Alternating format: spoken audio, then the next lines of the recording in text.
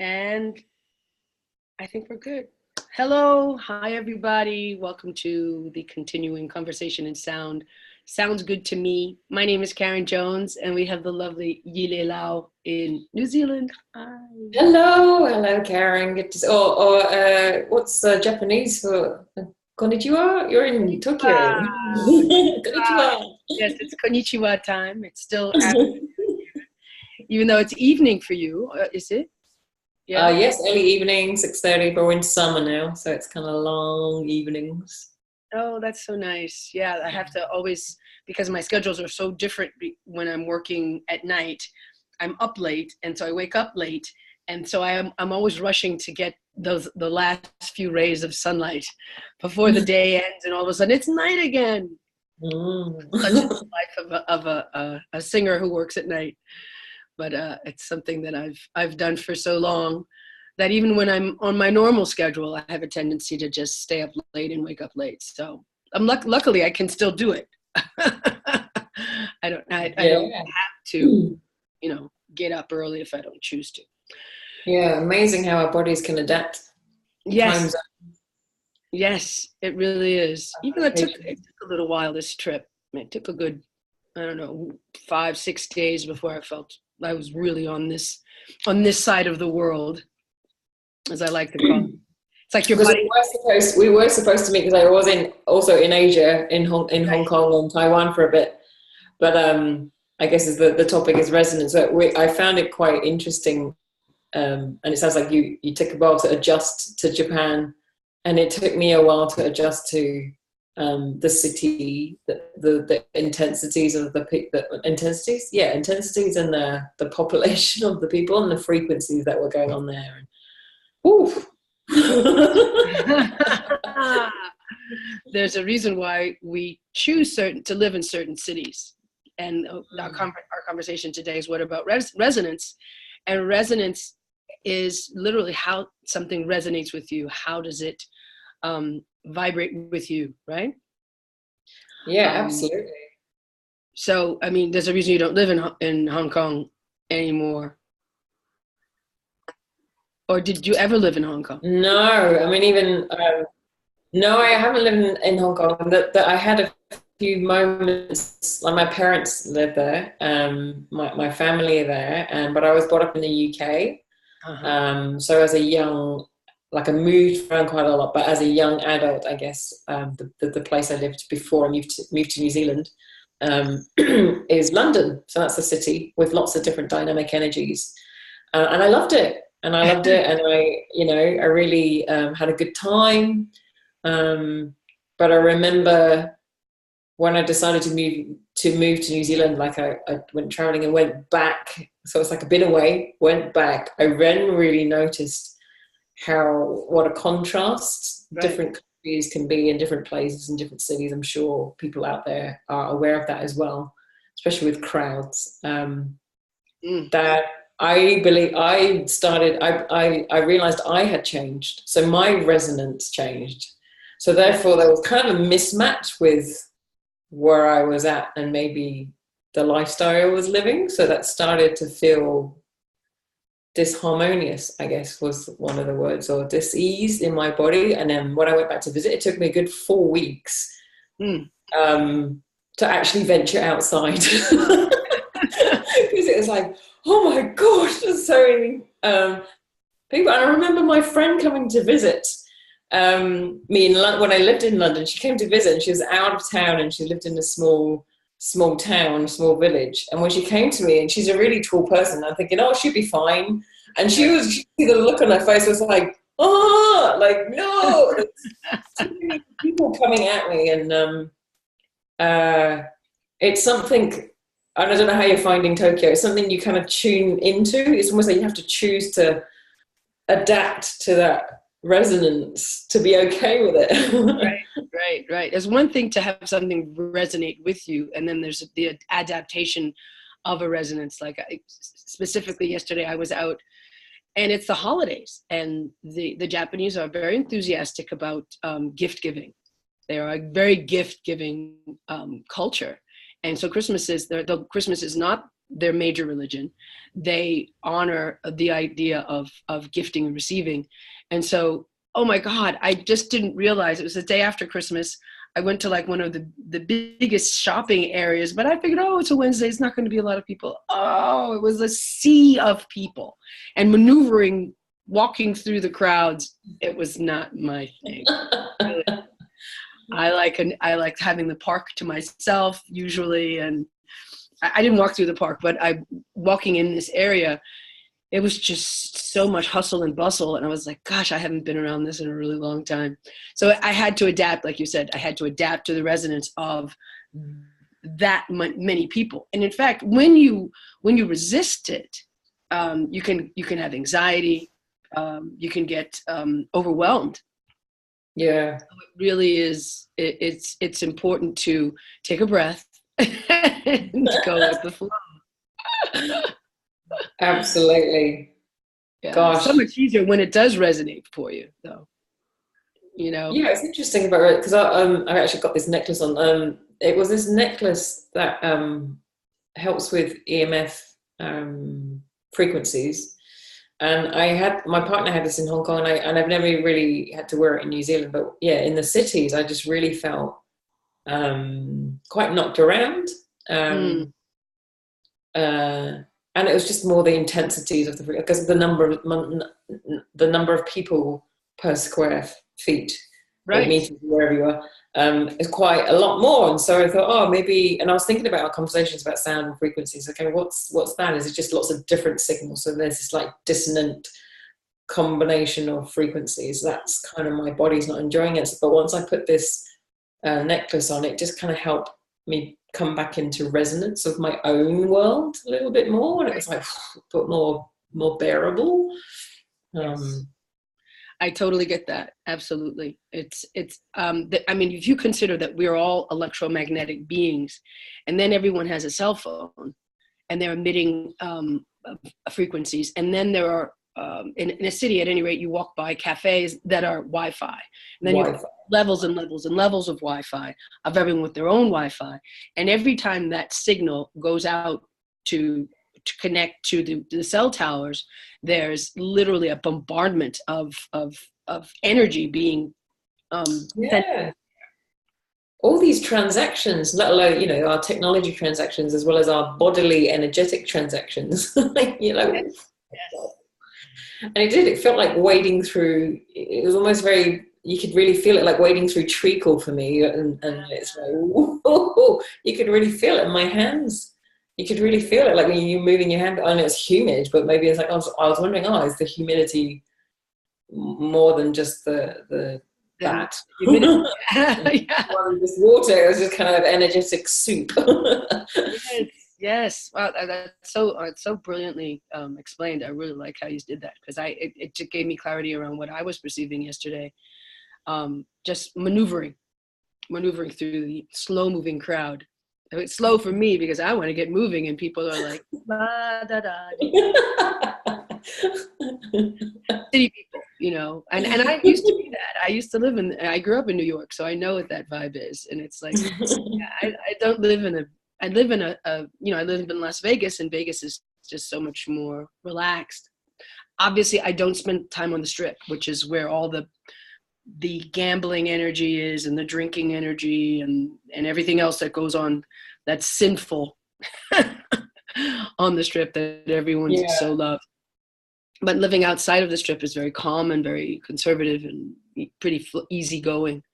So it's true. I've shifted. My resonance has shifted to something that's a little bit more relaxed. Though I can honestly say that I am 43 floors high in the air, and up here everything's wonderful. The resonance is really interesting. Yeah, in the physical location of height, that there is a difference. Yes. Because you were telling me about, even I find it interesting anyway, that you're in a hotel, and that and you've been back to that hotel, and it's like, has it changed? And all these different people coming in and out, and right. Have you noticed that? And is the lounge on the ground floor, or like the kind of higher?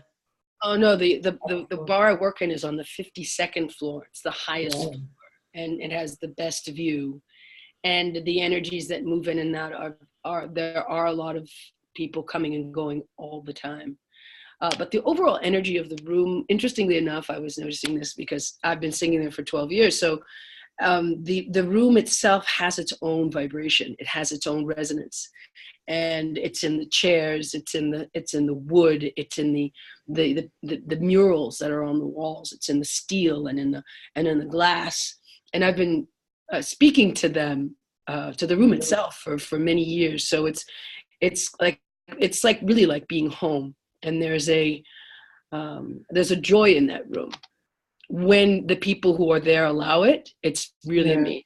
And then you have the people who are in their little bubbles. Speaking of these electromagnetic bubbles that we create, and we all do it, like when we're in a group and we're having our own little conversation, and we kind of like block out everything else. And when everyone does that, it becomes very contained. It feels like it's not an honoring of the space. I don't know how else to explain that. And that it's getting back to resonance is, are you allowing the energy that's there to be there, or are you blocking it? Interesting. Well, I was just going to ask you the other question, like, do you notice that you sing differently in different spaces? Like, I know with your voice, you know, because it's obviously you're within you. Because I noticed this with crystal bowls, that there are some spaces there the crystal bowls are more resonant in some spaces than others. And then so I'm just thinking, have you noticed that when you're singing? Have you noticed something different? Yes, absolutely. Every space is different, and every crowd is different. Each influences the sound. And then of course the musicians as well influence the sound and what they're going through and what they're bringing that day. And every day is different. And there are days where the resonance, I love this word resonance, because if it comes back to Latin, I was looking up the word and its origins, and it's resound, which of course means the sound comes back. So it reflects back the harmonics where they connect, right? That's like the old experiment. If you take two tuning forks that they're the same frequency and you hit one and the other one will start singing. Oh, yeah. So that's, for those of you who have never heard of resonance, that's the major acoustic way of seeing how it works. Okay, so there's a lot of different kinds of resonances. There's physics resonances, chemical resonance, astronomy. There's so many. I didn't know this. I just looked it up. Wow. But getting back to where it comes from, the Latin word is echo. So if you think about an echo, you're hitting the sound is hitting the wall and coming back, right? Okay, so it's resounding. So it resounds and it vibrates with you. And that's why in our daily lives, we're pulled to what like equals like. So what's going to resonate for us. So when you have a club and with all different kinds of people coming in, and when they all resonate with each other, it's like, what just happened? Yeah. So it's like the like equals the like attracts like is really a powerful magnet. It's like it's magnetic. So it's like we come together. It's like, oh wow, we're all here at the same time. How wonderful!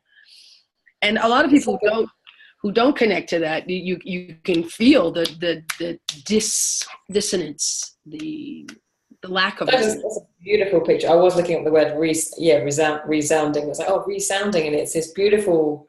When you're describing, then it felt like an acknowledgement. You're like, and you put in a call, like going, "Hello, is God out there?" And then you're like, "Yes." Oh, okay. And the angel said, "Oh." I totally get that, because there's some spaces and places and people where you just don't resonate. You just do not resonate, and then you're either met with blank faces or and a joyful singing conversation happens.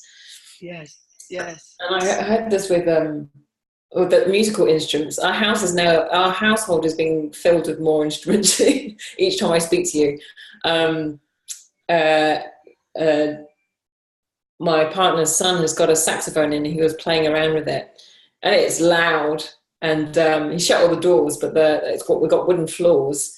But the sound was resound. The whole house was kind of resounding his sounds, and so were the guitars and the frames and the guitar strings and even my chimes. So they were all kind of they're all singing along with him. Wow. It was great. Yeah, how cool is that? What sound creates when there's music around?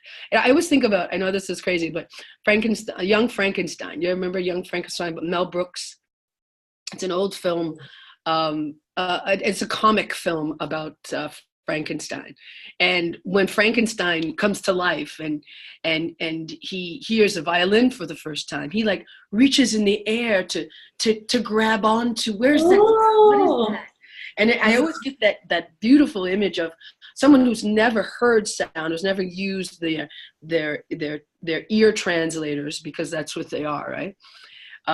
Translating this sound and having all of this sensation move through your body. I mean, what a beautiful example of resonance in that definition of resonance, because resonance can also be just the sound itself, a full deep sound. Like you can you can have a bass that can have a very resonant, big, fat, deep sound, and then someone else plays it and it doesn't have that sound. It has a wimpy plunk plunk plunk sound to it. You know? So when you're resonating, or when you're like really, when something's really resonating with you, everything your whole body is activated. I think it's like, I sing this song called The Look of Love, and I talk to people about how they're going to get lucky tonight. Is anyone going to get lucky tonight? Did you get that look tonight? And it's funny because when you do get that look and you're with your partner, or you with someone you've never met, and all of a sudden you just have this exchange of energy that's like, whoa, what the heck was that? A great way, I mean, a sexual energy, of course, is the perfect way to describe it, because everyone has experienced that, you know, where like everything is activating. You're like, wow, what just happened? I'm totally turned on, you know? And that's resonance. That's the resonance. That magical coming together and without even touching. I was also reading resonance was also, I think from on our course, I remember Jonathan saying that it's the also the natural vibrating state of an object. So every object has its natural resonance, which is interesting. And I was wondering, you know, if that was part of our lab thing we did, where we were trying to find our sweet spot in terms of our voice, and we find that resonant note, and it just kind of was deep, like you said, like kind of fuller. We could stay there longer, and it was just like this frequency. And I was just thinking about, you know, like I think that like a bell is a very particular resonance, and it's just very set. And I'm just thinking about our own bodies, that change, that can it change, or is there one sort of base resonance that what is that natural thing within us? Right. It's like your thumbprint. It's like that unique sound that is only your sound. And when you hear it, everybody knows it's you. So it's like they have those new computers now that are voice identification machines, right? So that but even though they say there are impersonators that can copy your voice, you know, but they really can't. It sounds like them, but it's not exact. It's not exact, because that and if you think about that, if someone is like feeling that they don't have an identity, or that they're not special or different, once their sound leaves, once you pass, that sound will never be again, because that is only your print, your sound print, your vibrational print, your resonant print, you know, how many ways you say it, right?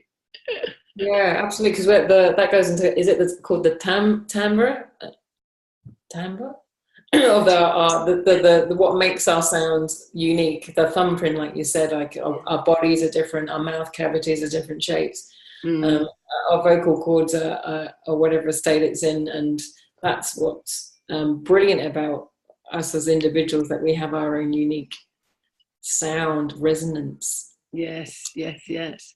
And then what about the times when you are pulled to things that aren't what other people would consider good? What if you're Yeah. pulled to, like, for example, I think of Whitney Houston, who was pulled to the bad boy, right? And there are a lot of women who are attracted to the bad boy. What is that resonance for them? Or is it resonance? Is it, or maybe it is, Abraham talks about contrast, and maybe, the contrast for some people is really important to get them to the other side, or to get them to what really makes them do this instead of enjoying the static. I don't know if I'm explaining myself. Yeah. Well, I guess, is there something within us where is our ask, if our ask, for example, has a resonance, whether that's conscious or subconscious, for example, like, oh, I want a bit of danger or something edgy, but then how that edginess or how that adventure shows up, maybe delivered in the form of a bad guy that's not good, good for us. Or Right. I guess maybe that, whoops, well, not whoops, but oh, that's an interesting resonance. Yes. Of the universe resounding and playing back what you've asked for. And then is it up to us to go, okay, what have I been asking for? What have I been putting out there? I always think that. So we're always constantly transmitting things, whether we're conscious or not. So I guess, there must be lots of different things. Like if all our thoughts and our desires have all these different vibrations, it's like being played back to us and in the form of what's our reality. And then I guess it's up to us to go, okay, does that really resonate with me, or do I have something that's not quite in tune with me at the moment? So right. Or maybe it did resonate for me for what I was asking for, and now I'm done with it. I've experienced it. It doesn't really work for me. I'm ready to move on. And I think a lot of people think that once they've chosen something, that's supposed to be the choice for life, instead of realizing that you always have choice and that you can always change your mind and you can always do something else. That really does resonate with you. And yeah, because we're constantly evolving. That's such a beautiful word, evolution. Yeah. Thank God for evolution, because I can think of some really crazy things I did when I was a lot younger, and I was like, yeah, that was not my brightest moment. However, I did learn a lot from it, and I moved on. And and I think that's important to remember especially when you're dealing with young people, who you look at them and you're like, what? I don't know, the same with adults and myself. Really? What? Yes, still with myself too. You're right. Yeah, because everyone is on their own resonant path. Yeah, that's such a big learning thing for myself and a lot of people, is that being in allowance of people's choice of resonance.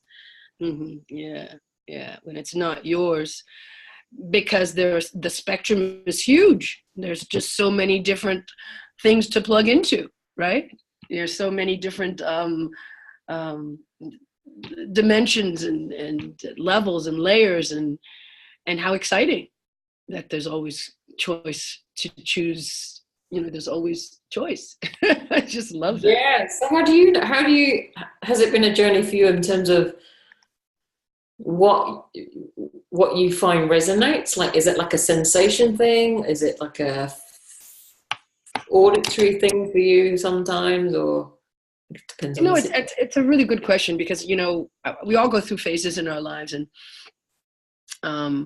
when I got to the point in my singing career where I was like, you know what, I haven't really created, quote unquote, the fame that I thought I wanted. And when you're young, you're like, oh, I want the fame so that I can have all the money. And that's all that was the only path that I could see. But then I discovered that there are many different ways to express your singing.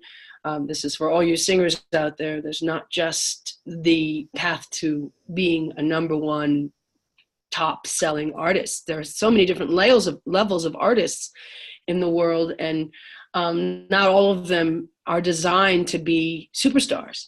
and we're a big world. We need artists in all cities and towns performing and bringing that sound and bringing the message from the heart of what artists communicate. Why do they communicate? Why do they even have the gift, right? So I think it's so important for everyone to recognize that, like I was saying earlier, there's so many different layers and levels that all should be honored. All different types of music need to be honored, because all the different types of music resonate for everyone at different times. Like, there are certain country songs I really like to listen to, and then there are certain pop tunes I like to listen to. There are certain jazz that I don't want to listen to. So, we're so blessed to have so many different choices in kinds of music that stimulate and resonate for us. And I think it's good to keep an open door for all of that, because if it's coming into your universe, pay attention. What's that? Wow, that makes me feel good. I like that. So getting back to, I got to this point in my career, I was like, well, what do I really want to do with this? And I've been working the hotel circuit, the 5-star hotel circuit for the last 12 years. And I got to the point where I was like, you know what? Maybe I don't want to do this anymore. Maybe I would like to, that resonance shifts. Like, I would like to sing, but I don't want to sing all the time. I'd like to sing. I'd like to discover different levels of what my voice can be. What about the healing qualities of my voice? So I started to ask questions, basically, because my resonance was shifting, and I was asking the universe, okay, so I've got this gift. What do I do with it? Just like so many of us. I mean, all of us have gifts. What do you do with your gift? How can you exponentialize the potency of your gift? And I, I was soul searching. So I actually talked to a couple of psychics, and one of them specifically said, you have a gift for healing with your voice, not just singing. And it was about sound. And I was like, okay, I got the information. It worked. It resonated for me. It felt light and interesting. So that's when I got online and I found Jonathan Goldman, and I was like, oh, 9-day intensive sounds perfect. And that's where Yeeley and I met, was at this sound intensive class in Colorado. And that literally was like, wow, because it was a whole nother level, a whole nother dimension to what I had already been working on with Access Consciousness, which was for me very resonant in getting rid of all of this other stuff in my work. And helping me to focus on what I wanted to do. And so together with all of that, it opened up a path to exploring singing bowls and what they do for me, and exploring meditation. And now I'm getting to this, and since I've been here, it's been like, wow, God, I love to sing. I was like, interesting. I want to record. So I think it's like a new level of, like, because you've kind of gone back, not back to singing, but going into the singing again. It's like, is that from a new fresh pair of eyes and a different space? Yes, where there's something that's asking to come forward, and when I find it, or I'm just going to allow whatever it is to come through. I have a couple of young producers that I met a few months back, and they got really busy. I got really busy, and I have a feeling that I'd like to give them a call when I get home, and experiment, and just see what shows up. So that's kind of where I'm headed now. I don't, that's that resonant thing. It resonates for me to know that this gift, it's gotten to the point where it's been used, and it's because of all the work that I've done with sound and the processing that I've used with Access Consciousness, it's become a whole nother new sound. But fantastic. The beauty of evolution is following those resonant strings that are like, oh, let's go here. And sometimes it's a little scary. You're like, I don't know. And then, I mean, the key thing, I know we both do Access Consciousness, because the key thing I got out of that is that you asked, and so most of us probably do a subconscious ask of this can't be it. What else is there? Type of thought, but we don't. But then, what if we can be more conscious with our ask and say, "Oh, where else can I go with this?" Or "What's next for me now?" And all those types of questions that I guess invite the other resonances out there to come into the field of play. Because without, I guess you got to a point that it's like, yeah, this is really good, and then you go, okay, what else? Inviting more different frequencies through to come play to you, and wow, it's amazing how it's unfolded. Yes, but you too have been on a recording path. You've been playing around more with sound in the last 6 months, haven't you? I have. I've been in, and it's funny. It's the whole sound bath thing.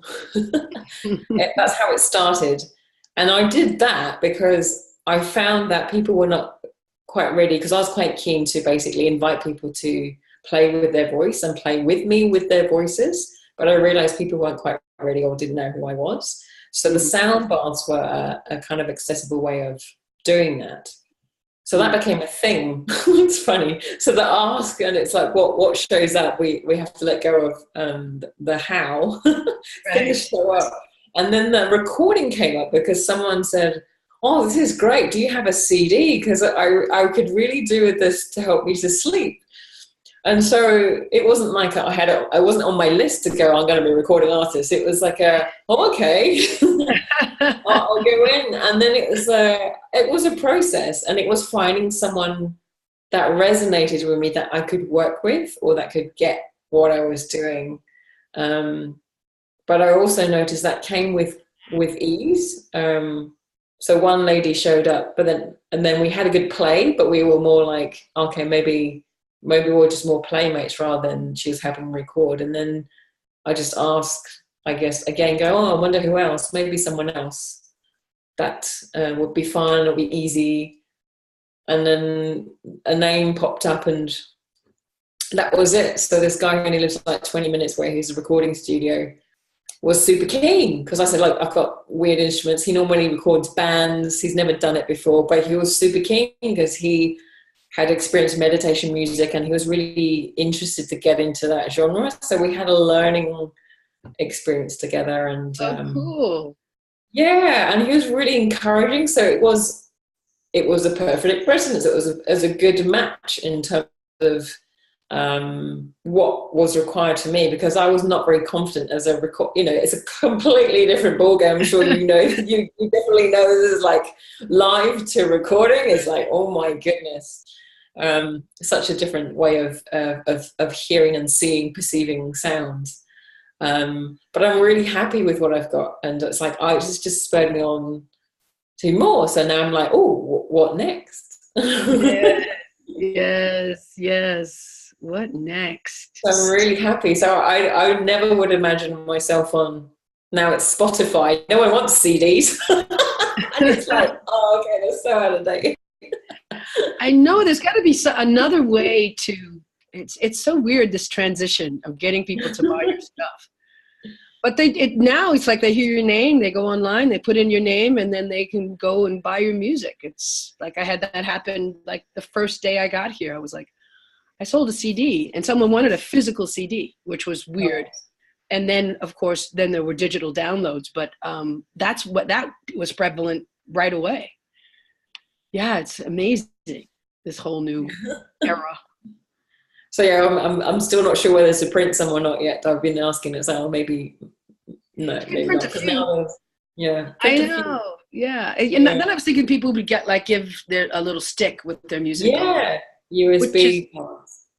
Yeah, but they haven't created. They haven't lowered the price on them enough. Because it would be a great idea. I don't know how else you could do it. Anyway, I'm sure they'll think of something. Yeah. That'll.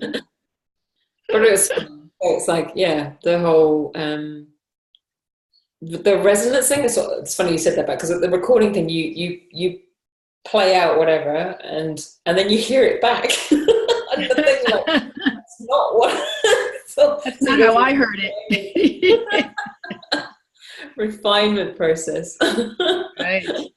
Yeah, and it's so funny how I was talking to, oh, I can't remember where it was, but we were talking about how important the dynamics of the whole situation of recording and the group. So you've got your sound technician, your engineer, and then you've got the musicians, you've got yourself, you've got your instruments, the instruments themselves, and everything has its own consciousness in terms of everything has its own energy, right? For people who don't use this kind of languaging. And it's so, and it's like, what makes a Macarena the number one song in the whole world, as opposed to some Tom, Dick, and Harry group that has a little song that sells 500 copies. The dynamic of what creates that sound that everyone connects with on a huge level, as opposed to the smaller groups, which are not less important. Interesting topic. It's like a mass entrainment of Macarena. What is it about that sound? Those folks who created it. The movement. You have not only the sound, you've got the movement too. It's like this huge, it's just amazing. And then if you think of that in politics, if you think of that in world ideas, like views about homosexuality 20 years ago, 50 years ago, as opposed to today on the planet, views about women and their power and how many. Oh my gosh, yeah. I mean, these are all levels of resonance, and how evolution is shifting the resonance in terms of opening and expanding. There's resonance also that contains, that a lot of people may not want to look at. But is it important? Perhaps that resonance is also important to shifting. Yeah, I mean, that whole inner outer world thing. So I always find, like, for example, Facebook is our current mainstream social media feed, or a replay back of my consciousness is how I see it. And it's like, there are some things that are going to really trigger us. Like, I know there's certain topics my partner, for example, is really not triggered, but really drawn into, like it really resonates. It's like, well, what's within him that's playing out, that's pinging? Like the one topic you mentioned about the gender debates but it's all these things like almost creating separation. Like kind of, some people say maybe divisive ways of creating more separation. And it's like, well, there's something that's still resonating with us, that drawing those things to us, or that kind of, really, really moves us, right? To speak up or say something, to shift maybe the resonance. But if there's quite a lot of mass, like I say, if the mass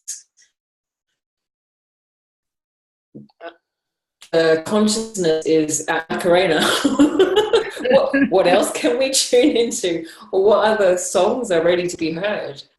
Right. But then you have a song like Happy, that was a little bit more like a Beatles song in a sense, like there's certain messages that can get out that literally spread like wildfire and shift the resonance of the planet, right? What's going to take for that to show up? And because we work it out, how can we be more of a part of that too? Yeah, absolutely. Because we certainly have. No, you were saying? I saw Bohemian Rhapsody. I don't know if you saw that, about Queen and I haven't the power of that such a presence. Yeah, we're having some. Cool. I really enjoyed that movie, but it was a good example of what you were saying about how can the likes of the Beatles and people like Queen were able to influence or even just tap into what was within himself, and and that is actually, that's within us as well. It's just tapping into that happy or love or whatever it is that really resonates with us. Right. That is our true resonance. Because what if there are overall, I know this sounds hokey, and I know there are a lot of people who just are like, come on, Karen, you're dipping into too much of spiritual, but I believe that we're light beings. I mean, we seek the light, and there are concepts, quote unquote, ideas that are light based, like love and being happy and having a singing heart. And these are things I preach when I'm on stage, because I believe in it. And I don't believe in a lot of the things that are going on the planet right now that don't seem to include. There's a lot of exclusion going on. And it's not about, because there are people who are not going to be at the same level. Like, I'm so glad I'm not a politician, because you've got so many different layers of people. You've got certain people who aren't very well educated, and you've got those who are super educated. You've got those who have a lot of money and have a lot of power. And then you have those who don't have those ideas of how to get out of poverty or maintaining their poverty, because they don't know of anything better on how to do anything else. So for me, it's like, what connects us all are a lot of these ideals and the tools that everyone should have. Tools. Yeah. Absolutely. I don't know if it's because it's Christmas, but the holiday season kind of invokes all of that. Yeah. How many of us are sitting on our true desires? We're just. I know, just hearing a few people in the community, there's just a lot of holding in, but they have this true desire. Like, I just want to be happy. I just want to, have a peaceful time, or whatever that is. And it's just these lots of unspoken things, and but it feels like it's coming up for people. About, I'm done with what is, I'm now ready for what's next.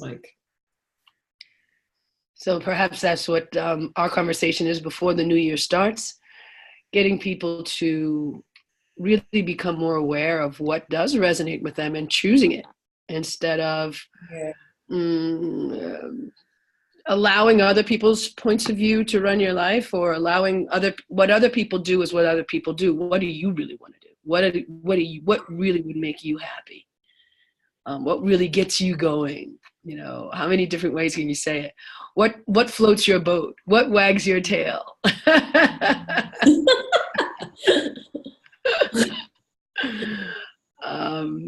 What makes your heart sing? Yeah, absolutely. It's been interesting seeing how there are certain audiences that really listen, and others that just they can't. But you know what? I think that somewhere in their world they're there because of this whole resonance things. They were pulled to that night to have me, the artist, in front of them, and I'm going to take advantage of that as much as I can. Yay. I totally agree with you. It's like what Abraham says. It's like we're all kind of like these beings, but we rendezvous at certain moments to have this magical experience. And Yes. I mean, especially where you're at the hotel, it's all these people are meeting for whatever stories they're in. Right. But it's like you have your film, right? And you're the star of your film. Then you have your extras, and then you have your co-stars, and you have your acquaintances who are, they're part of the story, but they're not directly part of your story. And everyone's living that exact same vibe, right?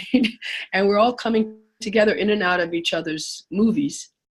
Yeah. And some participating more than others having a cameo appearance. And absolutely. Pretty cool, right? And I'm so grateful, Yeeley, that you have become a part of my life as we communicate and converse as often as we can, once a month, is so far our intended time to spend together. But it's always a delight, and I always love talking. Likewise, likewise. And we'll do it as long as it evolves and Absolutely. resonates for us. Yeah. So maybe there'll be more people that join us. I wonder. Yes, it's going to happen. You know, we've got many people who do listen after we're done, so we do get views. We're not like getting just us talking, but yeah, we do. But we'll work on that. Let's see what we create, what resonance we can create with all those people who are looking for us, and what would it take for them to show up and participate, and what else can we create with this? What can we get moving? What can we generate and keep generating? Absolutely. All right, sweetie, I'm going to catch the last few rays of daytime. I know that you're in summer. I'm in winter here. So let's let me catch some rays. Rays, yeah. This air. I've got my long johns ready here. It's not that cold. I'm just a baby. I live in the desert, and it's like once you live in the desert, you get your body temperature changes. I don't know. That's what they say. I adore you. Happy New Year. We'll meet again next month where things are a little calmer. Happy New Year. And wishing you all the best. And what's going to take for us to have an amazing 2019. Absolutely. See you on the other side. See you next year, as they say. See you next year. Take care, sweetie.